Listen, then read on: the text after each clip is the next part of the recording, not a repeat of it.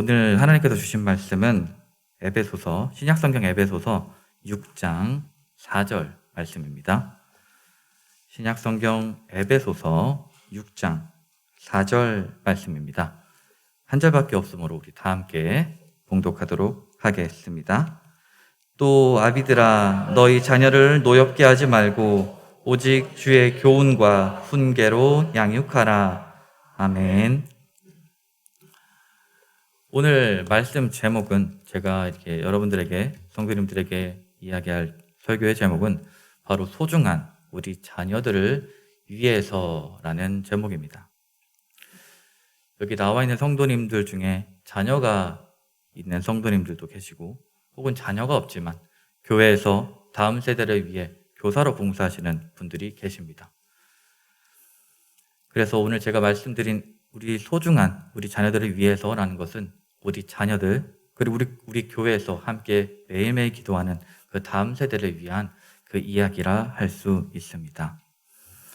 세상에 자식 농사가 잘 됐다, 혹은 자식 농사가 잘 안 됐다라는 말이 있습니다. 이 말은 무엇을 의미할까요? 한 해 동안 이 작물을 기르고 추수할 때 그 수확을 기대하는 농부의 심정처럼 우리 인생에서 우리 부모가 우리 소중한 자녀들이 잘 성장했는지 혹은 잘 성장했는지 못했는지 그것을 말해주는 하나의 표현이라 할 수 있습니다. 많은 사람들은 이 자식 농사가 잘 됐다는 기준을 보통 좋은 대학에 진학하거나, 아니면 좋은 직장에 가거나, 아니면 좋은 배우자를 만나 결혼하는 것으로 생각을 합니다. 그래서 그렇지 못한 경우에 결혼을 못하거나, 좋은 대학을 가지 못하거나, 아니면 좋은 직장에 취업을 하지 못한 그 자녀들의 모습을 볼 때마다 안타까워하고 마음 졸이는 부모님을 많이 볼 수 있습니다. 그렇다면 이런 기준으로 자식 농사를 판단하는 이유는 무엇일까요? 그것은 바로 내가 낳은 자식이기에 내가 이루지 못한 것을 자식이 이루었으면 하는 그 부모의 작은 욕심에서 비롯된 것이라 할 수 있습니다. 많은 부모들은 내가 힘들게 낳은 자식이고 힘들게 키운 자식이기에 어쩌면 나의 소유라 많이들 생각합니다. 그래서 어렸을 때 자신이 이루지 못한 많은 것들을 이 자식을 통해서 이루고자 하죠. 내가 하지 못한 것을 나의 자녀들이 이루어가는 것을 보면서 대리만족을 하는 것입니다. 하지만 예수님을 믿는 우리에게는, 우리 성도들에게는 이러한 자식 농사의 기준이 적용되지 않습니다. 왜냐하면 기본적으로 우리가 낳고 양육하는 이 자녀들은 본래 우리의 소유가 아니기 때문이죠. 그렇다면 우리 자녀들의 그 본래의 소유는 누구일까요? 그것은 바로 하나님입니다. 시편 127편 3절을 다 함께 읽도록 하겠습니다. 보라, 자식들은 여호와의 기업이요 태의 열매는 그의 상급이로다. 아멘. 이렇게 시편 기자는 우리의 자녀를 여호와의 기업이고 그분이 주시는 상급이라 이야기하고 있습니다. 이 표현은 말 그대로 부모가 자식을 낳았지만 이 자녀를 조성하시고 만드신 분은 하나님임을 보여주고 있습니다. 하나님께서 우리의 자녀를 친히 만드셔서 부모에게 그 기업과 상급으로 주신 것이죠. 오늘 본문인 에베소서 6장 4절에서 자녀를 노엽게 하지 말라라는 이 표현은 바로 우리의 소중한 자녀가 나의 소유가 아닌 하나님께서 창조하신 고귀한 존재라는 것을 일깨워 주는 표현이라 할 수 있습니다. 다시 말해 우리 자녀들은 부모의 소유가 아니라 하나님의 소유인 것입니다. 그러므로 하나님을 믿는 신자로서의 부모라면 자녀들을 자신들이 이루지 못한 것을 그 이루는 수단으로 생각하지 말아야 합니다. 또한 자식 농사의 기준을 수많은 세상 사람들이 하는 것처럼 대학 진학, 아니면 좋은 직장에 취업하는 것, 혹은 좋은 배우자와 결혼하는 것 등 부유한 삶과 관련된 것으로 삼아서도 안 되는 것입니다. 내가 낳아기르는 자녀가 본래 하나님의 소유이고 하나님께서 주신 선물임을 기억한다면 우리는 그 소중한 자녀들을 하나님이 원하시는 방향으로 양육해야 할 것입니다. 그렇다면 하나님의 소유로서 우리 자녀들을 바르게 양육하기 위한 그 방법은 무엇일까요? 이 시간 신자된 부모로서 자녀들을 위해 어떻게 해야 하는지 함께 살펴보고자 합니다. 이번 설교를 준비하면서 저희 어머니께 이런 질문을 했습니다. 엄마는 신앙적으로 자식 농사를 잘 지었다고 생각하는 기준이 뭐라고 생각해? 이 질문을 들은 저희 어머니는 곰곰이 생각하시다가 이렇게 대답하셨습니다. 예배 빠지지 않고 잘 드리고 교회에서 열심히 봉사하는 거라고 말입니다. 저희 어머니와 같은 생각은 사실 자녀를 둔 수많은 부모님들의 어쩌면 공통적인 생각일 것입니다. 우리 자녀가 열심히 교회 다니고 교회에서 열심히 봉사하면 너무 좋을 것 같다라는 그런 생각 말이죠. 하지만 저는 이 어머니의 말씀을 듣고 무언가 부족하다라는 생각이 들었습니다. 왜냐하면 부모님의 바람이나 그 명령으로 교회에서 예배를 드리거나 봉사하는 자녀들을 어렸을 때부터 많이 봤기 때문입니다. 쉽게 이야기하면 그 부모님의 신앙으로 교회를 다니는 자녀들이 많이 있다는 것이죠. 본인의 신앙이 형성되지 않은 상태에서 말입니다. 그래서 단지 교회에서 예배 열심히 드리고 헌신적으로 봉사하는 것은 자식 농사의 기준에는 조금 모자란 것처럼 보였습니다. 그렇다면 자식 농사의 기준이 과연 무엇일까? 처음에는 여기서 이 부족하다 여겨지는 것이 무엇일까? 감이 잡히지 않았습니다. 알 것 같으면서 정확히 무엇이 모자랐는지 대답할 수 없었죠. 하지만 지난주일 목사님의 이 설교에서 그 부분을 알 수 있었습니다. 주일 설교 중에 목사님께서는 이런 말씀을 하셨습니다. 야곱의 이야기를 통해 만남이 무엇보다 중요하다.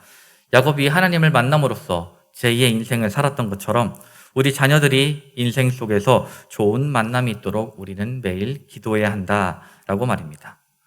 저는 여기서 답을 찾을 수 있었습니다. 성도 여러분, 우리 자녀들은 인생 속에서 수없이 많은 존재와 만남을 가지게 됩니다. 지금도 그랬고 앞으로 있을 미래에도 말이죠. 그리고 그 만남 속에서 좋은 사람들을 만나는 것이 무엇보다 중요합니다. 그런데 인생 속에서 경험하는 그 수많은 존재와의 만남 중에서 가장 중요한 만남이 무엇이라 생각하십니까? 그것은 바로 예수님을 만나는 것입니다. 좋은 친구, 좋은 스승, 좋은 영적 멘토를 만나는 것도 물론 중요하지만 우리 자녀들의 삶에 있어서 가장 중요한 만남은 바로 예수님을 만나는 것입니다. 예수 그리스도를 만나서 그분을 경험하는 것이 가장 중요한 만남인 것이죠. 야곱이 하나님을 만남으로써 많은 변화를 경험했던 것처럼 우리 자녀들 또한 예수 그리스도를 만남으로 그 예수 그리스도를 경험함으로 변화될 수 있습니다. 예수님을 통해 우리가 죄사함을 받았고 하나님의 자녀가 되는 선물을 값없이 받았다는 것을 온전히 누릴 수 있게 되는 것이죠. 또한 하나님의 은혜와 사랑이 나에게 임했음을 바로 예수님을 만나고 경험함으로 온전히 알 수 있게 됩니다. 이렇게 예수님을 만난 자녀들은 부모의 신앙이 아니라 본인의 신앙으로 기꺼이 교회 예배에 참석하고 헌신적으로 교회 봉사를 하게 될 것입니다. 예수님을 진정으로 만난 자들의 마음 안에는 주님을 닮아가고자 하는 마음과 주님을 향한 그 감사가 넘쳐 흐르기 때문이죠. 이렇게 우리가 낳아 기르는 자녀들이 본래 하나님의 소유이며 부모에게 주신 상급임을 알 수 있었습니다. 그래서 하나님께서 주신 상급을 바르게 양육하는 것이 무엇보다 중요하며 예수님을 만나는 것이 자녀들을 양육하는 부모의 입장에서 굉장히 중요한 부분임을 알게 되었습니다. 그렇다면 당연히 이렇게 질문할 수 있겠죠. 우리 자녀들이 예수님을 만나고 경험하기 위해서 부모가 무엇을 해야 됩니까? 라고 말입니다. 이 질문에 대한 해답은 간단합니다. 그것은 바로 우리 자녀들을 그리스도께로 인도하는 것입니다. 그렇다면 우리 자녀들을 그리스도께로 인도하려면 어떻게 해야 될까요? 첫 번째, 신자된 부모의 모습을 삶으로 보여주어야 합니다.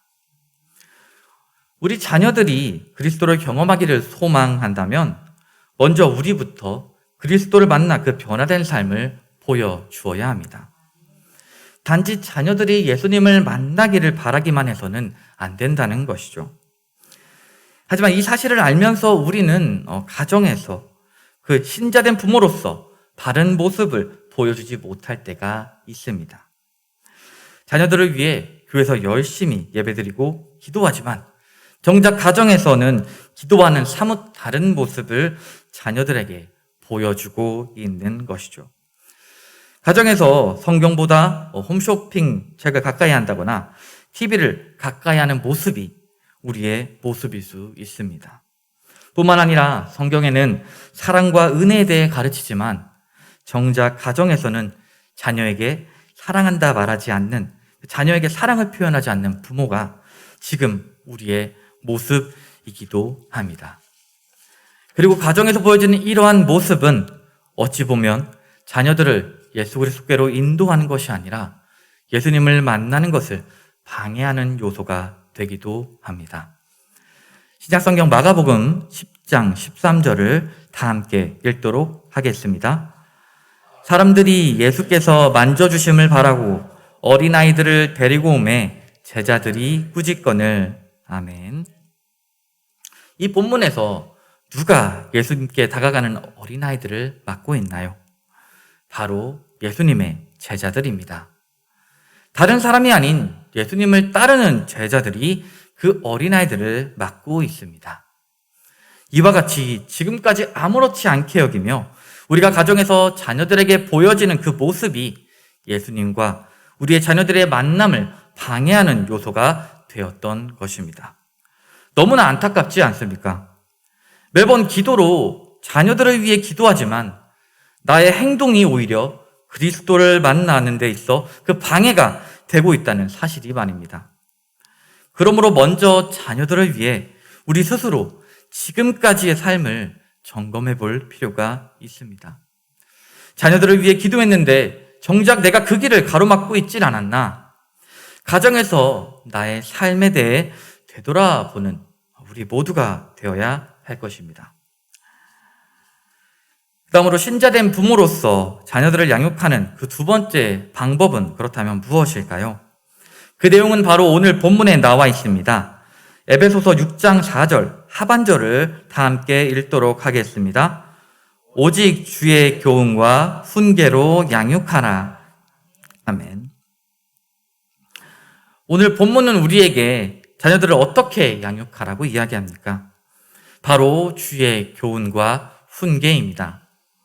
주님이 주신 교훈과 훈계를 그렇다면 이것이 어디에 기록되어 있을까요? 디모데후서 3장 16절의 근거에서 주님께서 친히 우리에게 주신 그 교훈과 훈계는 바로 성경, 그 말씀에 기록되어 있습니다. 다시 말해 신자된 부모로서 우리는 말씀을 자녀들과 함께 읽고 그 말씀을 자녀들에게 가르쳐야 한다는 것입니다. 신명기 6장 7절 말씀을 다 함께 읽도록 하겠습니다. 내 자녀에게 부지런히 가르치며 집에 앉았을 때에든지 길을 갈 때에든지 누워있을 때에든지 일어날 때에든지 이 말씀을 강론할 것이며. 아멘. 하나님께서는 이스라엘 백성을 언약 백성으로 삼으신 후 그들에게 주신 말씀은 그 가정에서 이 말씀을 가르치라는 것이었습니다. 그리고 여기서 그냥 가르치라는 것이 아니라 부지런히, 그리고 집에 앉아 있을 때 혹은 길을 가거나 누워 있을 때 같이 언제 어디서나 시간과 장소를 가리지 않고 말씀을 가르치라 이야기하셨습니다. 이처럼 신자된 부모로서 우리는 가정에서 자녀들과 함께 말씀을 읽으며 그들에게 이 말씀을 가르쳐야 합니다. 주님의 교훈으로 자녀를 양육하라 하신 오늘의 말씀처럼 주님께서 친히 주실 이 교훈이 담겨있는 말씀을 가르치는 것에 소홀히 해서는 안 된다는 것입니다.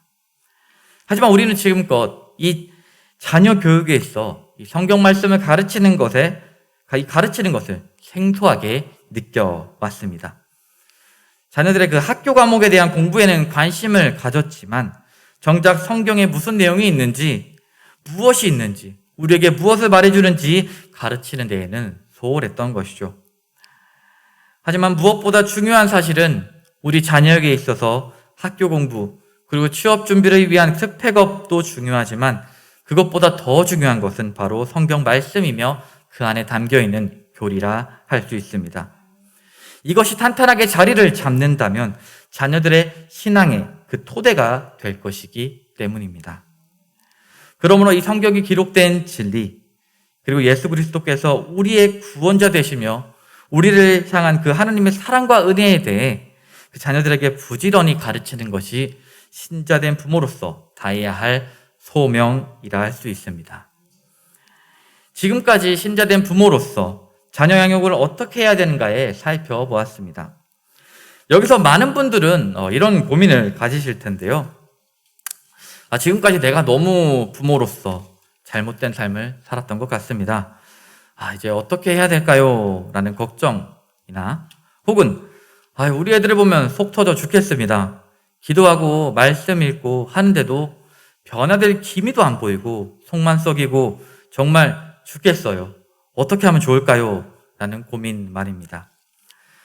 사실 많은 부모님들은 자녀들의 신앙을 위해서 정말 많은 노력을 하고 계십니다.